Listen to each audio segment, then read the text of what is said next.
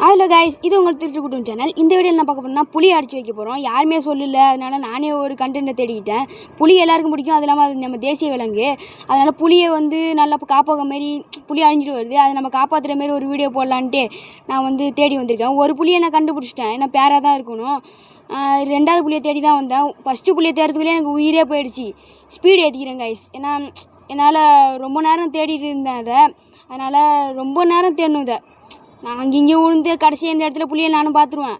அதை ஏற்றி அப்புறம் திரும்ப கொண்டு போகிறதுக்குள்ளே எனக்கு போதும் ஆகிடும். அதனால் கட் பண்ணிக்கிட்டேன் இதை நம்ம எப்படியாவது நம்ம கொஞ்சம் கொஞ்சமாக நவுத்தி வந்தேன்.